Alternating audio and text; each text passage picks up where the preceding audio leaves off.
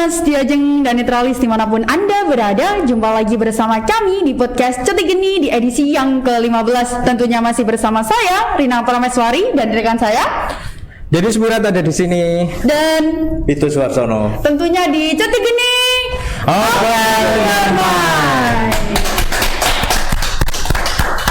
Dimas, Diajeng, dan Netralis dimanapun Anda berada, di edisi yang ke-15 ini kita kedatangan sosok tamu yang sangat luar biasa sekali, sangat menginspirasi sekali.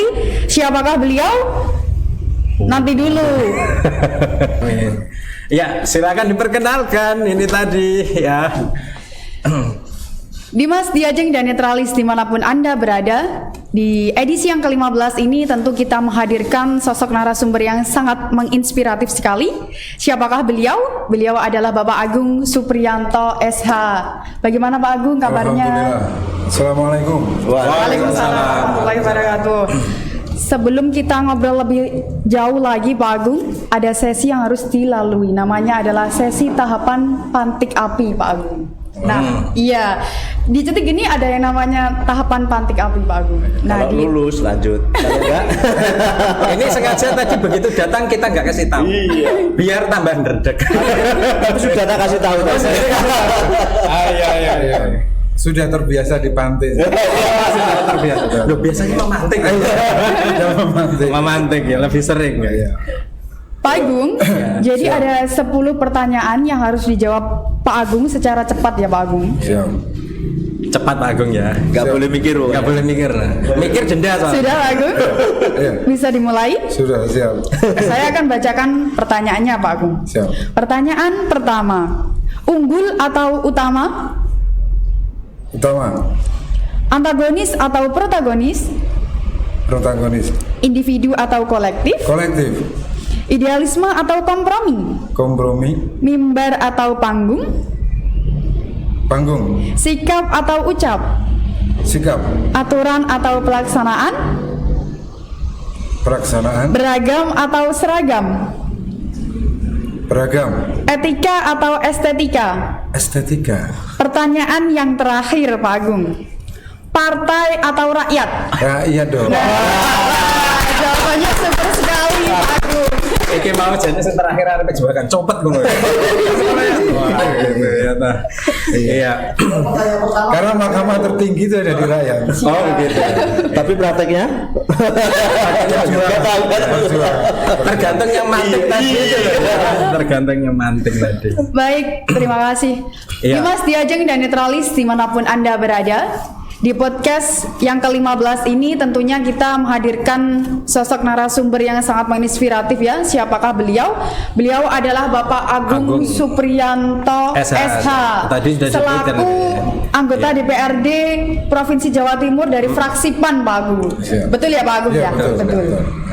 Ya, beliaunya ini istilahnya kalau pengabdian sudah tidak lagi Diragukan lagi ya Pak Agung. Iya, betul. Berapa tahun Pak Agung? Berapa lama sudah berkecimpung? Saya di Tuban itu alhamdulillah dikontrak oleh masyarakat itu 15 tahun. Dikontrak Pak Agung. Bahasanya dikontrak. Bahasanya dikontrak. Karena DPR itu kan tenaga kontrak. outsourcing. Selama 5 tahun diperpanjang, kalau baik ya dilanjut, kalau tidak baik ya diberhentikan oleh rakyat. Begitu. Berarti ada lowongannya. Iya, ada lowongannya berarti. Ada lowongannya. Iya. Padahal waktu itu undang-undang outsourcing belum disahkan. Iya. Belum disahkan. Udah outsourcing. Iya, ini terkait dengan tema kita Mas Agung. Ini kita apa namanya ada pertanyaan ini dari kulo yang pertama ini, memantik geninya ini. Iya. Mas Agung sendiri kan ini tema kita adalah tentang pembangunan serta wakil rakyat kan demikian. Nah, kira-kira ini Mas Agung menurut panjenengan melihat Tuban itu pembangunannya seperti apa untuk ke depan demikian? Ya memang apa ya, melihat potensi yang ada di Kabupaten Tuban, baik apa resursi sumber daya alam maupun manusia ini realitasnya belum berbanding lurus dengan potensi yang ada. Kita melihat Tuban itu punya 65 km Pantai.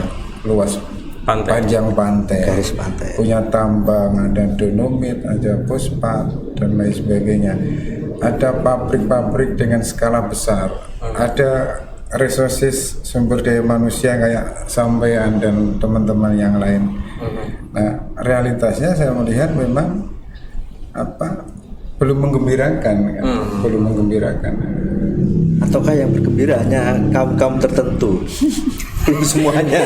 Bisa jadi karena begini, secara filosofisnya bahwa undang-undang tentang industrial itu kan konsep dasarnya adalah untuk kesejahteraan. Jadi industri itu adalah sebagai instrumen untuk membuat kesejahteraan masyarakat. Nah, Tuban ada sekitar 35.000 hektar disiapkan sebagai kawasan industri dengan harapan blueprintnya itu dengan kegiatan industri itu bisa berdampak untuk kesejahteraan masyarakat. Tapi realitasnya berbagai pelaku industri mulai semen Gresik, mulai Pertamina, mulai Holcim, ya, ada PLTU dan juga penyangga-penyangga yang lain, realitasnya belum mampu dikonversi atau dikapitalisasi dalam bentuk kesejahteraan.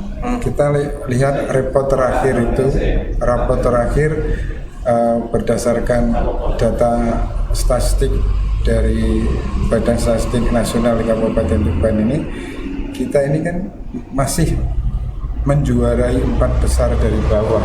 Sekarang 4 besar malah. Tingkat indeks kemiskinan yang ada di Kabupaten Tuban. Sehingga bagi kita ini sebagai alarm, kan?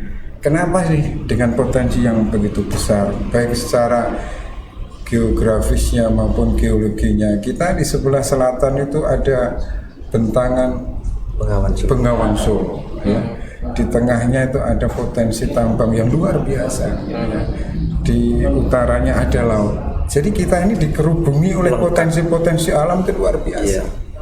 Nah, tetapi realitasnya sampai saat ini berbagai nikmat yang telah diberikan oleh Allah Subhanahu wa Ta'ala ini, kita belum mampu untuk meningkatkan sisi kesejahteraan yang ada di masyarakat. Kalau bicara masalah indeks kinerja utamanya, ya mulai dari Bluro, tetangga kita sebelah lah, ya, Nganjuk, Ngawi, Bojonegoro, Lamongan, kita masih harus berupaya cepat untuk membandingi kabupaten-kabupaten lain. Tentu bagi kita ini alarm yang harus segera kita selesaikan bersama. Saya pikir itu ya. Nah, ini saya sebenarnya tadi masih agak bingung ini kata menggembirakan ini, kan begitu. Artinya bahwa antara kita memang punya potensi besar, tapi dari sisi selatan, utara, timur, barat itu kita punya potensi, tapi sama sekali tidak menggembirakan begitu ya. Istilahnya itu ndak diopeni banget begitu gitu. Atau seperti apa itu? Saya berani menilai bahwa kepemimpinan yang kemarin memang cara kerja sudah mengoptimalkan, ya, atas kemampuan yang dimiliki, tetapi entah kenyataannya itu kinerjanya itu belum menggembirakan. Saya yakin sampean semua sepakat bahwa kesejahteraan itu kan identik dengan sesuatu yang menggembirakan. Siapa sih orang yang mau miskin? Siapa sih mau orang yang tidak cukup? Keseluruhan orang itu niatnya adalah ingin sejahtera. Dan itu amanat dari Undang-Undang Dasar sebagai konstitusi kita, bahwa negara ini didirikan memang tujuannya adalah untuk mensejahterakan kesejahteraan. Nah, sejahtera adalah sesuatu yang menggembirakan, maka itulah yang harus diikhtiarkan keseluruhan komponen yang ada di masyarakat untuk nilai itu yang harus diperjuangkan. Dan memang barangkali konsep sejahtera ini agak melenceng gitu, materialistis barangkali. Padahal menggembirakan itu tidak hanya materialistis. Material kan sebagai instrumen kan, sebagai sarana untuk menggembirakan. Siapa sih yang tidak ingin punya uang banyak, istri cantik, semua fasilitas sudah tercukupi. Ini kan sesuatu yang sebagai nilai yang diperjuangkan oleh kita, dan itu secara konstitusional memang begitu. Negara ini diciptakan memang tujuannya untuk menggembirakan, untuk mensejahterakan. Dan pemerintah di sini sebagai aparatur negara ya diberikan tugas, diberikan kewenangan oleh negara untuk melakukan itu. Oke. Jadi memang kalau ada persoalan di tengah-tengah masyarakat ya, persoalan kemiskinan ini kan tidak menggembirakan. Persoalan ketidakadilan, apapun ketidakadilan adalah sesuatu yang tidak menggembirakan. Persoalan orang sakit tidak menggembirakan, dan semuanya itu memang yang diberikan tanggung jawab sepenuhnya oleh negara itu adalah pemerintah. Pemerintah memberi uang kepada negara memberikan uang kepada pemerintah ya, memberikan kewenangan yang begitu luas kepada pemerintah dengan harapan apa? Menggembirakan masyarakat, mensejahterakan masyarakat itu. Baik, iya. Itu kemarin kalau tidak salah juga itu. Ini kan pemerintahan juga baru ya. Terkait dengan ada materialis ya, istilahnya sesuatu yang bersifat material, yang bersifat tangible atau kelihatan kan begitu. Nah, pemerintahan yang baru kemarin itu melihat bahwa infrastruktur itulah yang jadi pokok ikon gitu. Bahkan di kampanye kemarin juga seperti itu. Nah, menurut Mas Agung sendiri melihat apakah infrastruktur ini bisa dijadikan sebagai utama begitu sehingga kita bisa bergembira dan sejahtera, atau seperti apa melihatnya? Ya,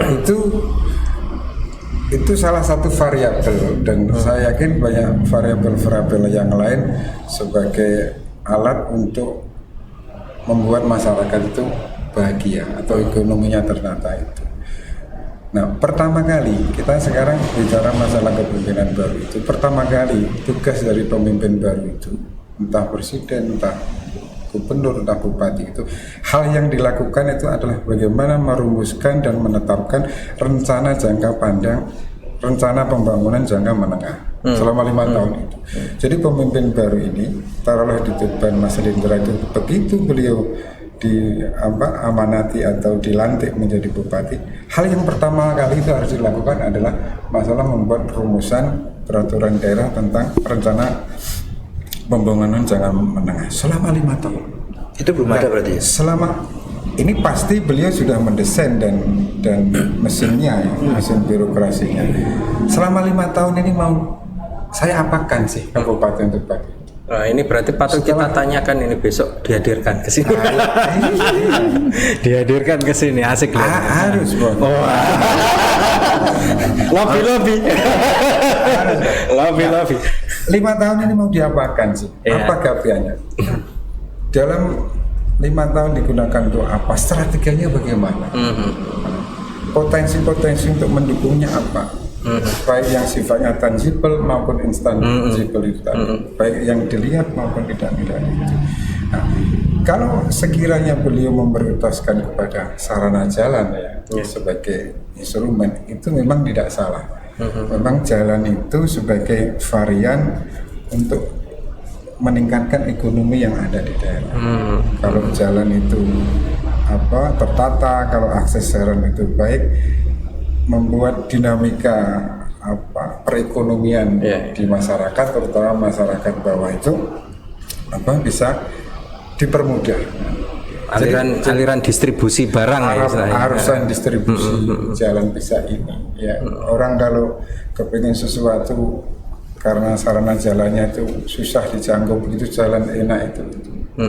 Nah, bahkan memang taruhlah seperti walaupun itu negara ini kecil ya, taruhlah seperti Singapura dulu, awal yang dilakukan memang pembangunan masalah sarana jalan, karena di sana itu sadar bahwa jalan itu sebagai akses utama untuk sirkulasi penataan perekonomian. Ataukah bukan sebaliknya barangkali? Ini menarik karena ada kajian dari teman saya. Jadi kalau misalkan di satu daerah kayak Tuban misalkan jalannya mulus, justru investor asing, investor dari luar daerah mas ya, dari luar daerah Tuban, mau ngambil bahan tambang dari Tuban misalkan, dia akan dengan mudah membawa keluar. Jadi bukan malah mendirikan pabrik di Tuban. Ada kajian seperti itu. Ini teman saya. Jadi karena jalan mulus, justru lebih mudah ngambilnya, atau barangkali mencuri, barangkali ngambil dibawa keluar. Jadi tidak diolah di Tuban, masyarakatnya nggak dapat apa-apa. Nah, Itu saya pikir tergantung regulasi ya. Ya, betul, betul. Bupati itu diberikan otoritas untuk membuat regulasi dalam menata. Intinya bupati itu dengan Undang-Undang 23 2014 itu diberikan otonomi yang begitu luas untuk mengatur masyarakatnya itu. Uang diberi, kewenangan diberi dengan harapan untuk mengatur. Kalau sekiranya bahwa persoalan lalu lintas perekonomian dirasa merugikan oleh masyarakat, maka bupati itu diberikan otoritas membuat regulasi. Ada keputusan kepala daerah, ada peraturan kepala daerah. Di situ bupati diberikan otoritas lebih untuk mengatur itu.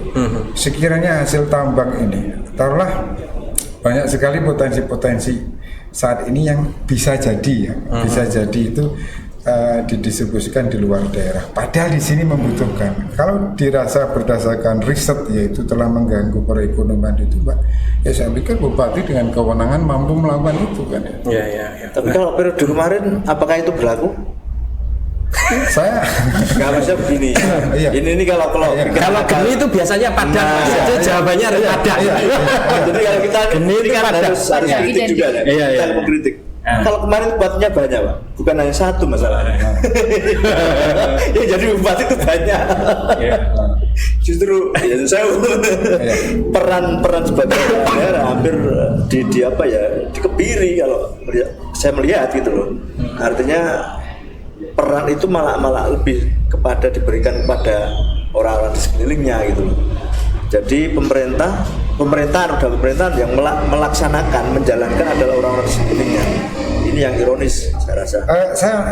saya gini Mas, kalau desain kita ini ingin merubah sesuatu yang lebih baik, saya pikir kita harus berpikir lebih banyak itu di depan ya, bukan di belakang. Maka bagi kami siapapun pemimpinnya ya, apabila kita ini ingin menata Tuban itu lebih baik, saya pikir persoalan-persoalan apa yang barangkali itu dianggap kurang atau barangkali dianggap itu tidak sesuai, ini masukan peti dikunci lah. Oh, oke. Saya atau kami lebih tertarik bagaimana ke depan itu dengan kompetisi yang pada saat ini yang luar biasa itu. Tuban ini mari kita bersama-sama itu bersama-sama untuk lebih baik dibandingkan kemarin kan. Ataukah barangkali industri ini sebenarnya memang investasinya sangat besar, nilai rupiahnya atau barangkali dolarnya sangat-sangat besar. Iya. Akan tetapi mungkin karena hujan tidak merata, rakyat yang di sebelah sana nggak dapat. Iya. Yang dapat ya segelintir orang aja gitu loh. Ada kelompok-kelompok tertentu yang memanfaatkan itu. Realitasnya begitu. Iya. Ini Realitasnya begitu. Ironis. Realitasnya itu kalau kita memotret indeks per kapita kita. Iya. Indeks per kapita di Kabupaten Tuban ini kan Jomplang gitu ya. bagus. Bagus. Indeks per kapita itu kan indeks per kapita pendapatan dihitung rasio secara keseluruhan. Tetapi realitasnya di lapangan itu tidak berbanding lurus. Ya, banyak sekali masyarakat miskin itu yang masih banyak. Artinya apa? Ini kesenjangan. Ada kesenjangan. Kalau kita bicara masalah per kapita naik, tapi realitasnya masyarakat kita ini masih miskin, berarti indeks kesenjangannya itu banyak. Nah, maka ini harapan bagi kepala daerah ke depan itu sebisa mungkin jarak indeks kesenjangan ini harus dikurangi kan. Baik. Nah, tentang itu Mas, tentang pembangunan dan DPR ya ini. Fungsi DPR itu kan ada budgeting dan controlling gitu antara pemerintah dengan DPR. Dan itu harus regulasi, ada regulasi dan ada kesinambungan di sana. Nah, ini rakyat itu kadang-kadang melihat gitu ya, konflik ketika budgeting dan controlling ini itu masih umek begitu antara eksekutif dan legislatif begitu. Dan ini kita menganggap rakyat itu ya, masyarakat menganggap bahwa wah ini gelut wae perkara iki kapan bangune. Nah, itu menurut pendapat Mas Agung sendiri seperti apa konflik seperti ini? Saya pikir wajar ya. Wajar kenapa? Karena politisi atau politik itu kan satu menjual sebuah gagasan. Yang kedua adalah merebut sebuah kepentingan. Nah, kenapa kepentingan direbut itu? Karena anggota dewan itu representasi dari masyarakat. Saya ada 76.000 masyarakat yang memilih kami Bojonegoro dan Tuban, yang menghargai kami, sehingga kami diantarkan menjadi anggota dewan provinsi. Pun demikian dengan anggota dewan di Kabupaten Tuban sebanyak 50. Keseluruhan itu punya konstituen masing-masing. Keseluruhan itu punya masyarakat masing-masing. Nah, maka hal yang harus dilakukan anggota dewan itu bagaimana posisinya. Ya. Ada proses perebutan dialektika di dalam merebut kepentingan, tapi bukan kepentingan untuk personalnya, adalah kepentingan untuk masyarakat yang mengantarnya. Dan itu memang harus diperjuangkan. Sehingga dalam tataran budgeting ya, baik dalam proses perencanaan dan penetapan APBD itu pasti ada tarik. Saya pikir itu bagian dari dinamisasi yang harus dilakukan. Dinamika yang harus dilakukan. Tapi itu kan ya memang harus konflik dulu. Yeah. Kayak misalkan Rosneft mau berdiri di sini, konflik dulu kan dengan masyarakatnya.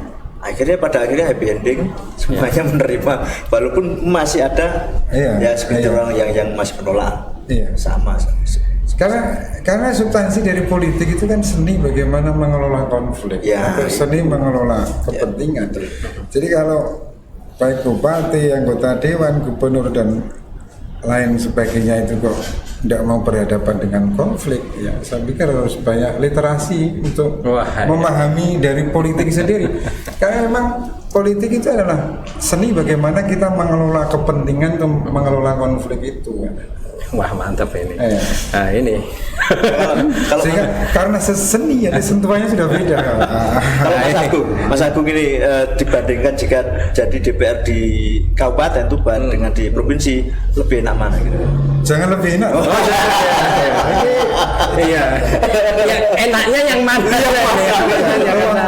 Ruang panggungnya, kalau kemarin mungkin bajunya agak kecil, sekarang bajunya agak besar. Oke. Jadi memang benar tadi pada waktu Pantai Api kan punya panggung, bukan mimbar. Masih ingat ini sini ada. Berarti untuk lahannya lebih luas dong ini. Tingkat aktualisasi lebih. Kemarin kalau kami di kabupaten itu kan disebut 10.000 pemilih konstituen. Sekarang 76.000. Jadi dari pemilih saja itu lebih kuotanya lebih besar. Dari kuotanya lebih besar. Tentu tanggung jawabnya juga harus lebih besar lagi. Lebih besar. Kalau pengabdiannya ketika di DPR Tuban dengan provinsi bedanya apa kira-kira?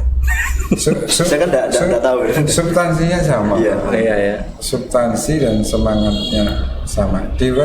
Dewan itu kan sebagai agregator dan artikulator kepentingan dari masyarakat kan gitu. Sehingga sama, hanya ruang wilayahnya kalau kemarin tuh hanya 4 kecamatan, sekarang 48 kecamatan. 48 kecamatan betul. 20 Bojonegoro 28. Iya. Lebih besar. Iya. Terus apakah mungkin 1 minggu sekali atau berapa minggu sekali turun ke bawah untuk reses? Ya kalau regulasi kita ini dalam satu tahun itu dikasih ruang oleh regulasi itu 3 kali kan, Bojonegoro dan Tuban. Tetapi secara personal tentu kita menyapa itu kan. Kalau hanya dibatasi masalah reses itu kan sangat terbatas. Menyapa secara personal kita berbagi. Kita ini kan dilahirkan ke dunia itu kan sebagai pemimpin, sebagai pemimpin. Tugas sebagai khalifah. Tentu bagaimana kita ini, kemampuan kita ini dalam mengelola waktu itu. Kan kita juga pemimpin keluarga, kita juga pemimpin di partai, kita juga pemimpin di masyarakat, kita juga pemimpin tanggung jawab di DPR. Jadi waktu yang ada itu bagaimana kita ini membagi untuk keluarga, untuk masyarakat, untuk partai. Nah, kalau sekiranya saat ini saya itu di Jawa Timur, mungkin intensitasnya dibandingkan kemarin agak kurang ya, karena ini persoalan pembagian porsi yang memang saat ini tanggung jawabnya lebih besar di Jawa Timur. Nah, ini terkait tadi ya, Pak, masih tentang pembangunan ini ya.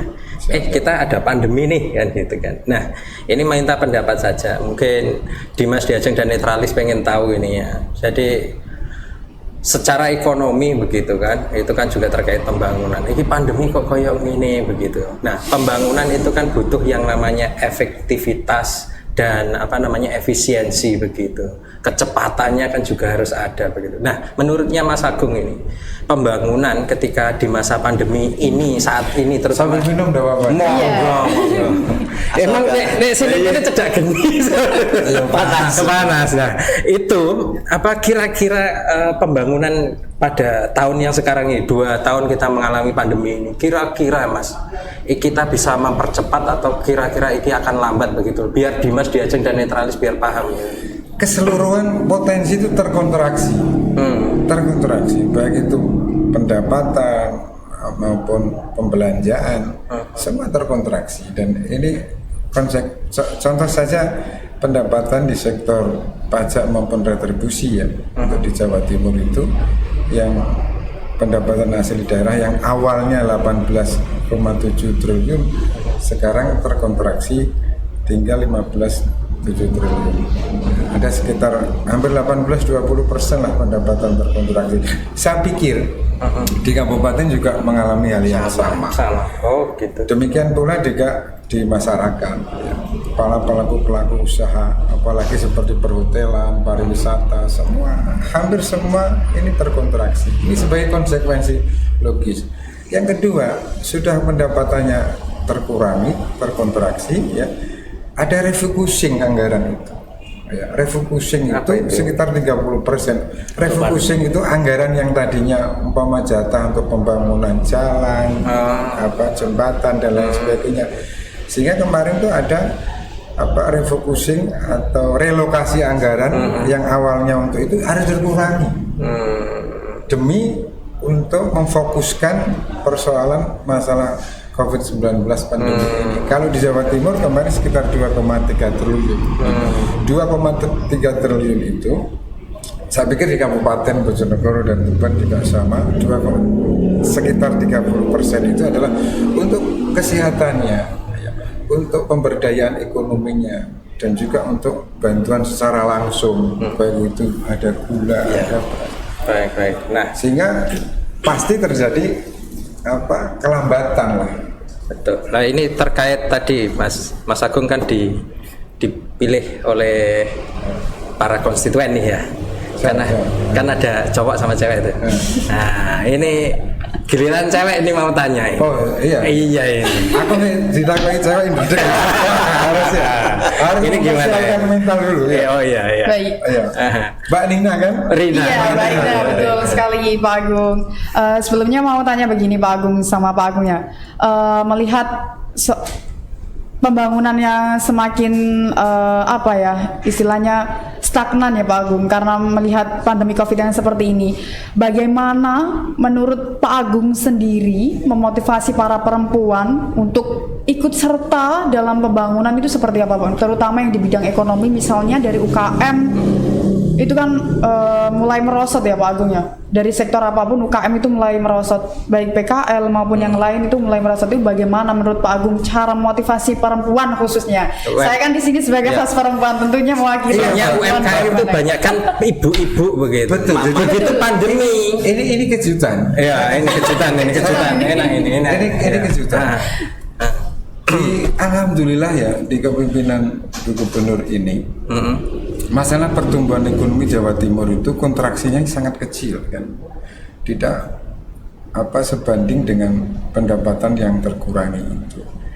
Padahal ekspor itu sangat berkurang betul. Tetapi kenapa pertumbuhan ekonomi relatif stabil? Ternyata kekuatannya ada di UMKM. UMKM yang yang apa? Yang berbasis digital. Iya. Dan itu mayoritas adalah perempuan. Perempuan makanya Pak Agung. Sambel. Sambel. Pecel. Apa sih Iya. sekarang itu yang tidak berbasis digital? Iya. Itu. Segala hal dalam pelayanan itu digital. Karena teman-teman saya melihat anak-anak pacaran, saya lebih banyak digital. Digital Oh, sekarang iya. Pak Agung, betul Digital. sekali. UMKM yang digital itu ternyata saya melihat yang mewarnai. Maka kemarin kita support, ya. Support kepada UMKM. Di Jawa Timur itu kan ada namanya Bank UMKM. Kita perjuangkan ada tambahan modal sekitar 500 miliar. Karena kita sadar sebagai penyangga ekonomi di Jawa Timur itu adalah UMKM. Sehingga kita support UMKM. Nah, sekiranya sekarang resources di masyarakat Jawa Timur itu masih gaptek ya, Baik. berkaitan dengan digital, maka bagi kita ini melakukan empowering, pemberdayaan itu, melek digital. Melek digital betul sekali Pak Agung. Sampai ini kan saya melihat kan cerdas kan. Terima kasih. Terima kasih. Begitu, Terima kasih. begitu Mas Diajeng yang netral. Cerdas loh ngelihat ini. ada posket kayak ini kan sebagai bentuk kreativitas yang luar biasa. Iya, Betul luar sekali, biasa. Pak. Ini nanti dikasih apa ini? Orang itu kalau Iya. apa keinginan maju besar, sekecil apapun lubang kan dimanfaatkan Betul. untuk Betul sekali, Pak. bernafas, termasuk ini kan luar biasa. Ya itulah namanya kita cetek geni open your mind. Iya. Demikian Mas Agung. Ya ini mohon Masih maaf. panjang ini. Iya sebenarnya pengen panjang Mas Yan ini. Ya tapi durasi waktu yang memisahkan kita. Siap. Nanti bisa dilanjut lagi. Iya, mungkin part 2 ya. Pembangunan kedua. Wah. Itu pembangunan yang tepat baru Iya. tadi. Atau kita kasih 100 hari ya, kerja ya itu dah. Mas Agung monggo kan begitu nggih. Siap. Ya, Dimas Diajeng dan netralis yang ada dimanapun Anda berada, karena waktu ya, sekali lagi waktu yang memisahkan kita. Pembicaraan kita sangat-sangat menarik dengan Mas Agung Supriyanto ini, tentang mulai dari beliaunya sebagai wakil rakyat yang sudah dikontrak ya pekerjanya, sampai ada 500M untuk UMKM. Nah ini jadi kesempatan Dimas Diajeng dan netralis di sana ya, bisa menghubungi langsung Mas Agung. Betul sekali. Itu kan juga bisa meningkatkan ya, Saya masing-masing Pak Agung. Betul sekali, terutama anak Ya. pemuda. Iya pemuda. Terutama pemuda-pemudi di Kota Tuban dan Bojonegoro khususnya yang lagi bisnis fashion maupun apapun itu yang berbasis digital bisa nanti menghubungi langsung Pak Agung nanti. Facebooknya disiapkan ya, ke netralis ya, begitu. Dan saya terus terang saat ini kan interaksi sosial sangat dibatasi kan, terutama apalagi harus mendatangkan banyak teman-teman. Saya secara pribadi sangat menyampaikan banyak terima kasih. Baik. Diberikan media untuk bisa menyapa masyarakat, terutama masyarakat Bojonegoro. Sama-sama Mas Agung, kita juga sangat berterima kasih atas waktunya. Satu kata pesan, satu kata saja pesan untuk Dimas Diajeng dan netralis. Satu kata saja. Iya, semangat. Semangat. Ya, Betul. demikian Dimas Diajeng dan netralis yang ada di sana. Tetap stay tune besok ya, setiap hari Senin dan Jumat di Cedik Geni. Sampai jumpa lagi. Sampai jumpa Dimas Diajeng.